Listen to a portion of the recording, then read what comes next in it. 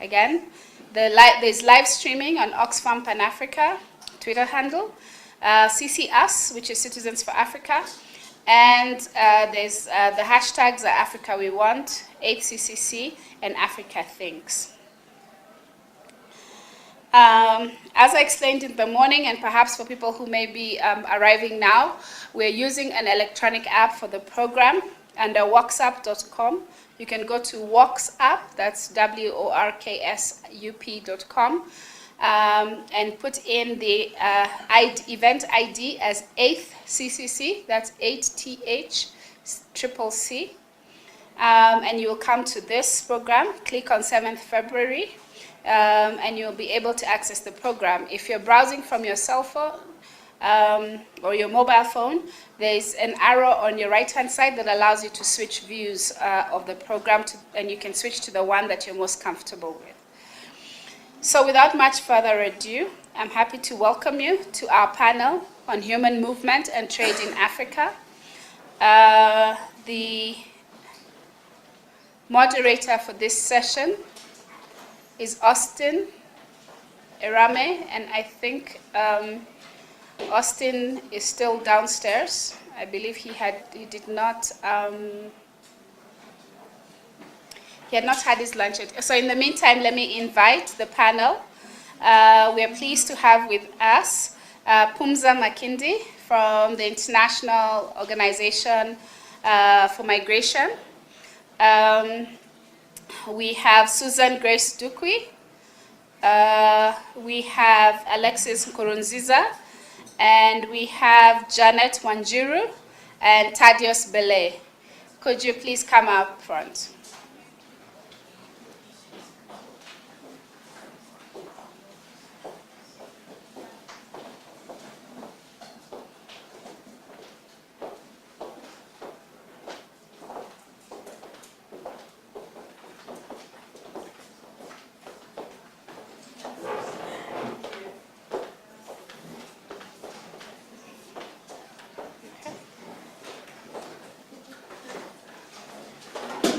Sorry. So I will just take over the moderation of the panel since Austin isn't here.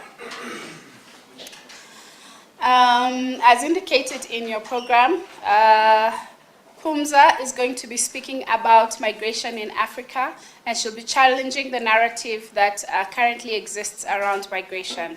Pumza, you're most welcome. You can speak from there. Yes, it's good. Hello. Good afternoon, everyone. And just to say our thank you for having been given the opportunity as IOM to come and talk specifically on the issue of challenging the narrative of migration in the continent. As we would know, the continent is seen as a continent on the move, which is a good thing, but it is normally depicted in negative connotations. Before I even get into a place where we start challenging the narrative, I think it's very important for us to look at the facts that we have in front of us. That most of the migration that happens in the continent is intracontinental. The whole perspective or narrative that says that most African migrants are moving towards or swarming towards the north into European countries is actually not true. We have statistics by UNDESA, which came out in 2017, 2018, that state that actually 82% of migration that happens in the continent is intracontinental, of course, with the exception of North Africa. And this happens in different patterns. We've got 4 important corridors. We've got the Burkina Faso-Cote d'Ivoire corridor, which has about 1.3 million migrants.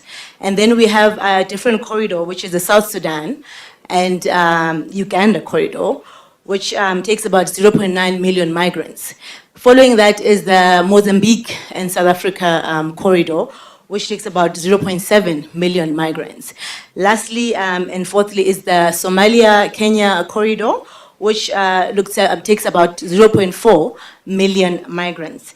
And of course, these are driven by different environments and situations within the different countries. Others for political reasons and political instability. Others is really just economic migrants who are moving to ensure that they have employment. Of course, within the continent, we also have issue of rapid growth of our populations, which is a good thing. I mean, with the rise of modern science, we're able to have a good demographic dividends. And also, it can also be a challenge if we don't look at it or manage it properly, in the sense that the population is estimated that by 2050, the population of the continent will have risen to about 2.5 billion. And most of that would be young people. In 2015, the population of young people in the continent was about 231 million.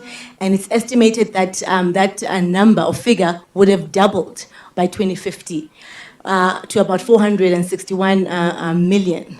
And most of these young people would want to enter the workforce. About 10 to 11 million of these young people would need to enter the workforce. Unfortunately, there aren't enough jobs for these young people. These or 11 million young people only have about 3 million jobs that are available, which is placing a lot of burden in the continent. But of course, there are different interventions that the continent can do to deal with this issue. I know that one of the colleagues is going to be talking about the CFTA, the Free Movement of Persons protocol that the AU recently adopted, and these are other measures, many other measures that are being used in the continent to deal with the issue of migration. I think for the time being, I'll leave it at that and let other colleagues talk, and then we can talk about really the tangible steps that we can take as a continent in ensuring that we own the narrative of migration, because up to now, we've let other parties outside of the continent dictate what migration is for the continent and write the narrative for us, which is something that we have to take control of. Having said that, I think I will leave it at that at the moment, then we can continue at a later stage. Thank you.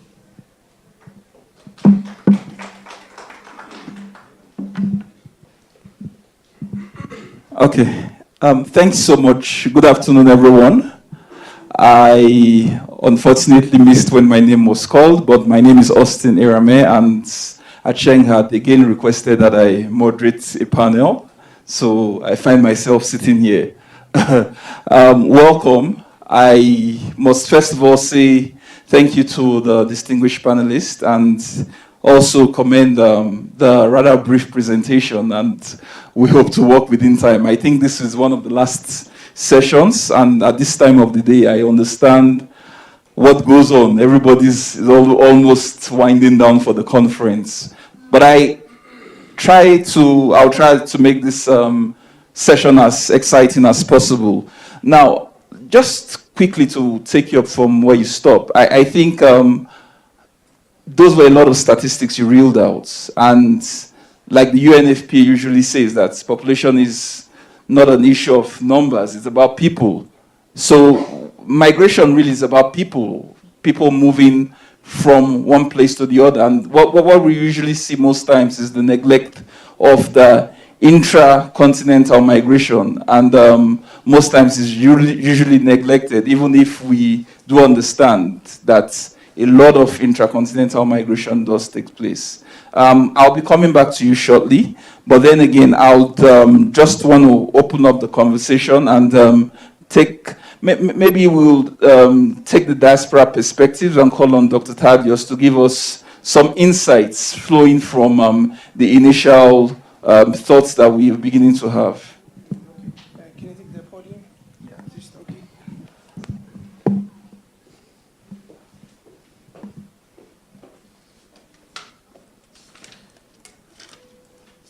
So just for the interest of time, I will read out my speech. Salam እንኳን ደህና መጣችሁ. That's in Amharic. My name is Dr. Thaddeus Balai. I am an African. I was born and raised here in Ethiopia. And almost 8 or 9 years ago, I was a refugee in Kenya. So Kenya is my second home. I lived in the States for about 8 or 9 years and working with the United Nations and working with the African diaspora in different parts of United States. It really, feels, I'm a returnee, okay? So it really feels good to be home here, with my African brothers and sisters. And thank you everyone for coming today and sharing, your experience and knowledge. And I'm here to learn from each and every one of you. I know firsthand the problem facing Africans globally, as myself was a refugee in Kenya, with millions of Africans being displaced from their fertile land because of transnational corporations, US militarism, and neoliberal policies of World Bank and IMF. We have so many African immigrants and refugees and asylum seekers in the United States, in European countries, in the Central and South American countries. So this is a big crisis for us as an African. This African crisis is increasing every single day, as we have Europeans and US imperialism and militarism here in our land. And forcing our young people to leave their homelands and ending up losing their lives in the Mediterranean Sea or incarcerated in different immigration centers in the United States and European countries. As a black migrant, are only 10% of immigrants in the United States. We account almost 20% of immigrants facing deportation. Just to give you a context about the experience of black immigrants in the United States, we are a diverse group of immigrants from different, hailing from over 100 countries from Africa, from the Caribbean, from Central American countries. And so the citizenship status of seek solidarity and support from the African Union and then of course, from my own people. So with that, I'll end my my comment or my speech. And if you have any questions regarding African diaspora, because we always talk about the economic value of African diaspora, but most of the time we intentionally overlook the human rights crisis within the African diaspora. So if you have any questions or comments, you're welcome, and thank you so much.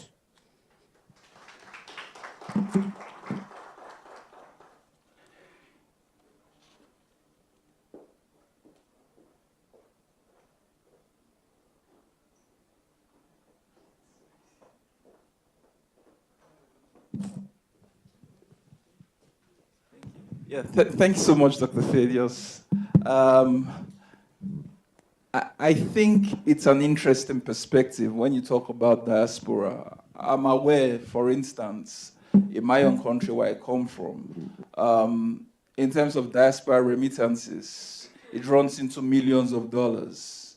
And what we've been unable to do at country level still remains the adequate harnessing of the diaspora resources for national development, which in the end translates to overall continental impact and improvements in our lives. I'm sure a number of questions will be coming to you. I know we'll still open up the conversation, but just linking up the diaspora perspectives on human movement into the contributions in terms of human development, capacity for the continent, and that whole umbrella.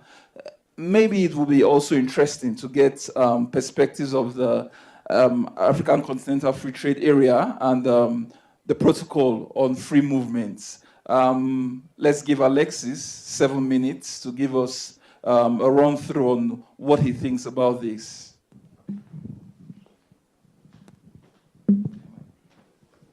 Thank you very much.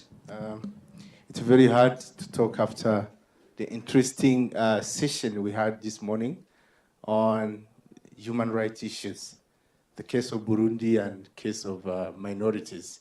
And this shows that there is a very long way to go in terms of implementing what our head of states, our countries sign while they're here in Addis or any other place on the continent. But I will start my short presentation on two quotes made by the former president of Ghana, Kwame Nkrumah. He said that the independence of Ghana is meaningless if the total countries of Africa are not liberated. And he was talking about the unity of the entire continent. The same person also said that Africa to develop should unite or break. So the only motto, the only slogan that all of us we need to sing here and back to our respective countries is to have all people of Africa united. Otherwise, we are not going anywhere. That's why I shall link this with you've heard about the CFTA, the Continental Free Trade Area. And many of you have heard about this African protocol for free movement of people, right of establishment, and right of residence. So there is no actually much differences between the two, because the treaty on the Continental Free Trade Area cannot be implemented while we don't have a protocol, while countries are refusing to sign protocol on free movement of people and right of residence and right of establishment. They are interlinked. And this reflection started early 1963. Just to recall a little bit, when the Organization of Africa Unity was created, one of the objectives was the unity of African people. And also, beyond that, it was seeking for a kind of unity to work together for the development of Africa. Back also into 1990, when the Lagos Action Plan was actually proposed, the ultimate goal of the Lagos Action Plan was actually to bring all African countries together and adopt one developmental strategy. And actually, this Lagos Action Plan didn't work because the world, the global agenda of the time, the structural adjustment program didn't allow actually African countries to come together and implement in a very unified way, the Lagos Action Plan. But a little bit if I talk about the benefits of the Continental Free Trade Area plus the protocol of free movement of people, right of establishment and right of residence. One is boosting inter-Africa trade, commerce and tourism. Second is facilitating labor mobility, inter-African knowledge and skill transfer. Third, promote African identity and social integration. Fourth, improve trans-border infrastructure and shared development. Fifth, foster a comprehensive approach to border management. And then sixth, is promote rule of law, human rights, and public health.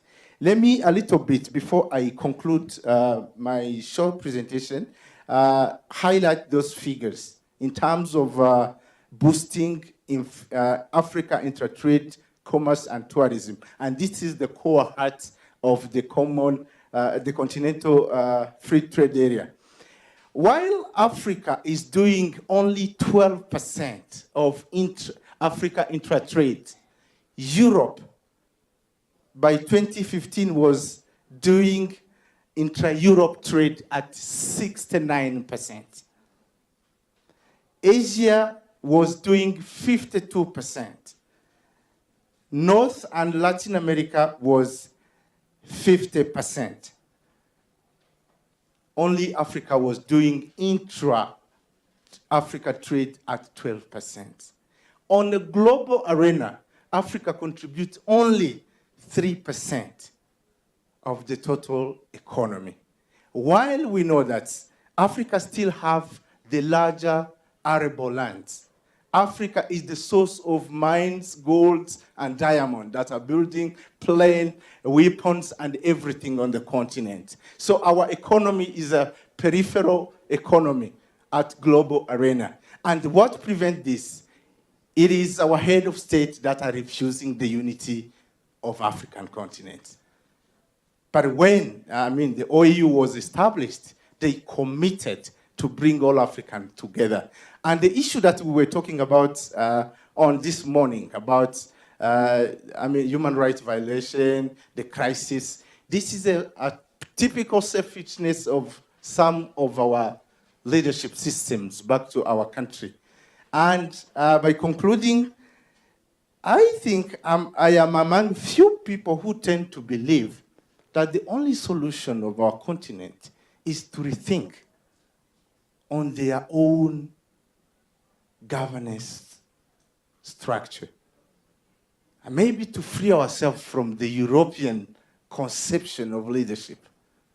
I also tend actually to fall into that category of people because we have tried all means, all way of bringing the good narrative of democracy and whatever. I think if I can, get your support as citizens of Africa, civil society activists, calling our government, our leaders, maybe to not apply what, Europe, what failed in Europe or in Asia, in America, and come with an African new way of thinking. How we can lead our people and how we can manage our own resources. In order actually to bring Africa to the global arena, we should, and let me ask you, all of you, to advocate so that African countries can ratify this protocol of free movement of people, because there is nothing to do on the continent without citizens.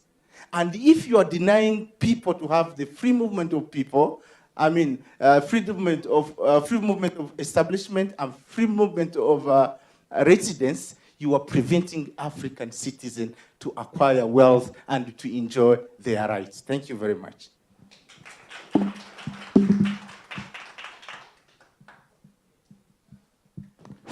Thank you, Alexis.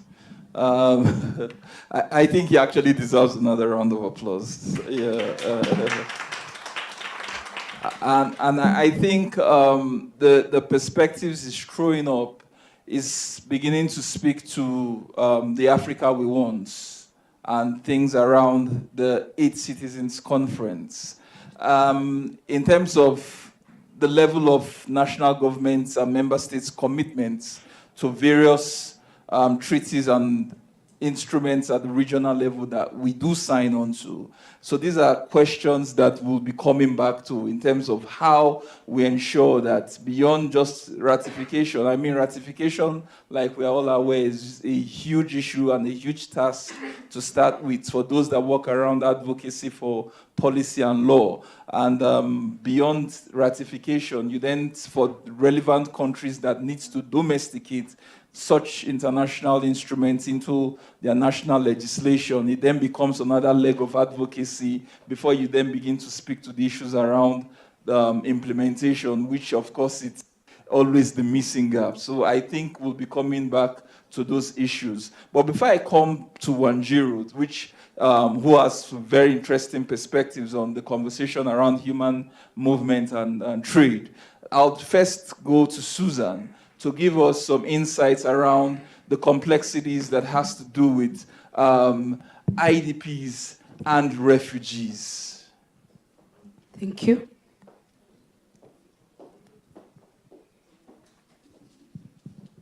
I greet everyone in this room.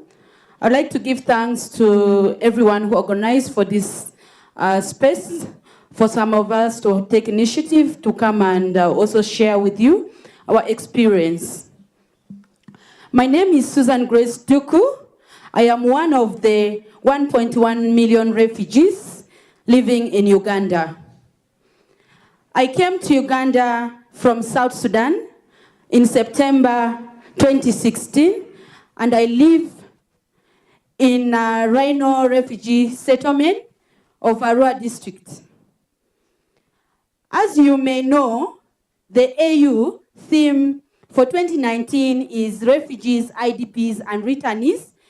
I want to share with you 3 recommendations that I hope the AU and the civil society will support during this year.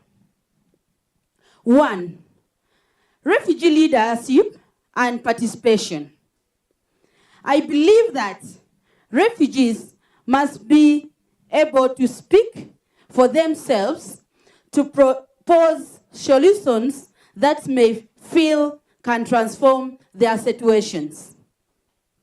As you know, Uganda is a leader in implementing the comprehensive refugee response framework, the new global compact, the new global policy for responding to large refugee crises. The CRRF and the Global Compact on Refugees that was adopted in December 2018 emphasized the importance of refugee participation. The GCR states that responses are most effective when they actively and meaningfully engage those they are intending to protect and assist. It says that states should strengthen consultative processes so that refugees and host communities can assist in designing appropriate, accessible, and inclusive responses. I would like to share a bit about my personal experience as a refugee leader.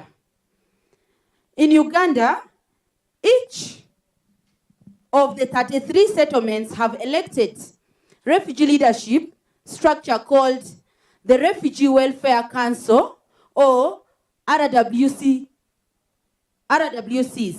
I'm the woman representative on the Rhino Settlement, RWC. I ran for elections because I wanted to be able to help the voice for women refugees and communicate their needs.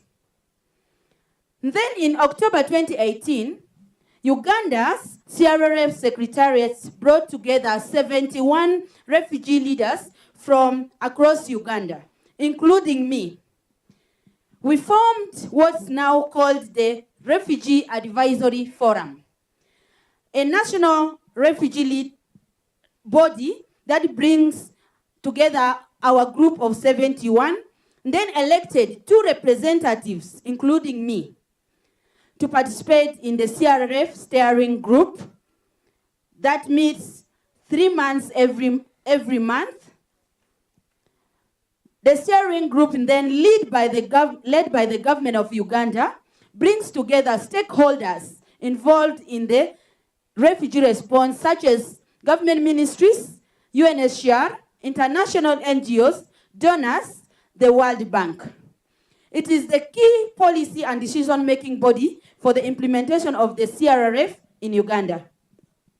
Participating in these meetings, it has helped me to understand the activities that partners are doing and some of the challenges faced. It allows me to share opinions of refugees and about the new policies and the plans that brings development. For example, during the last meetings, we were discussing our jobs and livelihood strategies. And the government of Uganda representative was saying that Uganda gives refugees free access to jobs and plots of land. I was able to intervene and make the point that though jobs may be there, it's difficult for us to access them living in the settlement without internet. Many refugees have professional qualifications, but the process for certifying them and converting them for use in Uganda is very slow and expensive. Though there may be scholarships, we do not get information about them.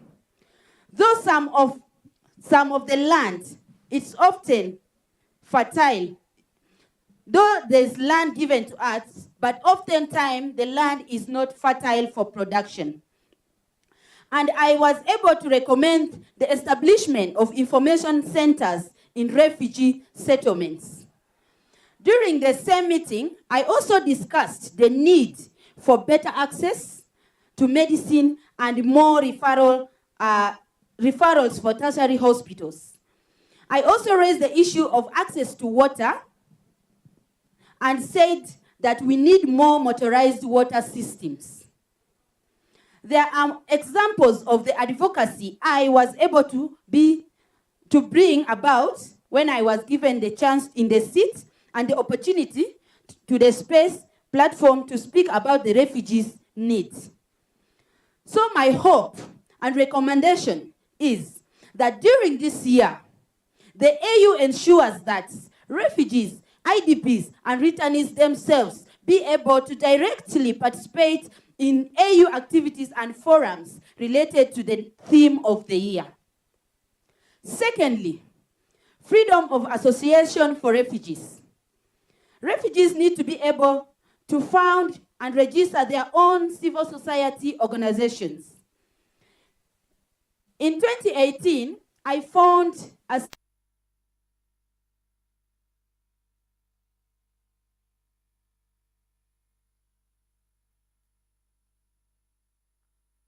and build their capacities. I wanted an organization that would help our voices as women to be heard. I also wanted to help women and youth to help each other.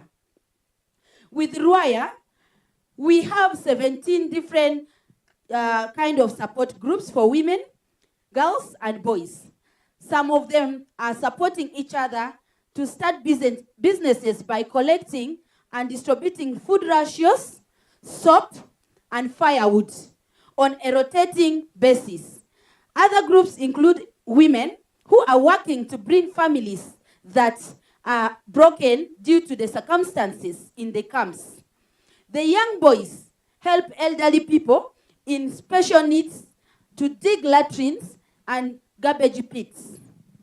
We have also been able to fundraise. For example, in December, we got a small grant from a Ugandan organization to have a community peace dialogue in the settlement. In Uganda, refugees are able to register organizations. To register Ruaya, I had to get a letter from the settlement commandant, the Uganda official, government official in charge of the settlement. The letter was recommending me to go to the sub-county to be able to register my organization. It took me about 50,000 Ugandan shilling, which is about $15. The process took me about 3 months. I know in many other countries, hosting refugees is much more difficult. But the ability to organize and register is more key to allowing refugees to support each other and to participate in advocacy and service delivery. I hope that you all, our civil societies, will ensure that in your advocacy for increased civic space, you consider the ability of refugees to register and operate civil society organizations. 3, involving refugees in addressing root causes of displacement. One of the most meaningful ways to mark the year of refugees, IDPs, and returnees would be to address the root causes of displacement. For example, through the peace processes and governance reforms. This will require actions from the states who produce refugees. They know themselves. It is also important for refugees to be included in this, because I can give you an example. In Uganda, in Rhino Camp Refugee Settlement, in the zone of Tika, we had clashes between the Nuer community and the Dinka community in August last year, simply because our leaders are not following our root causes. They are not following us in the settlement. They don't know what we are going through, but we do know what we are going through. But if they give us the chance to come and even be with us, to talk to us, to encourage us, it will be able to give us the chance to come out of what we are going through instead of carrying our problems from wherever, from the different countries to the countries of asylum. People in Rhinocam wanted political leaders from South Sudan to come and talk with us. We want to be involved in a participation in our peace processes. Right now, we feel isolated. We feel like leaders aren't thinking about us. Understanding of the peace agreement signed in September 2018 is very low. We want to share our views. We know that the problem in our country, and we also have the solutions. I, in my recommendations, would like the AU to support the engagement and participation of refugees and IDPs in national peace process through their presence during the peace negotiation, through ensuring they can access information about the peace process and their outcomes, and through feedback mechanism that allow them to contribute their views and perspectives. The AU should also support local peace building initiatives led by refugees and IDPs so that even while displaced, refugees can contribute to strengthen relationship among citizens and serve as agents of peace. Thank you very much.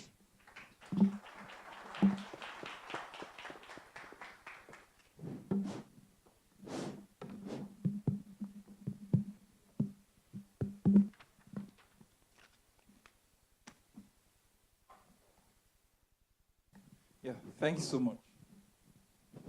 I think it boils down to one of the issues we had mentioned, ability to actually commit to ensuring that at their respective national levels, there is that sense of commitment to ensuring that they actually, first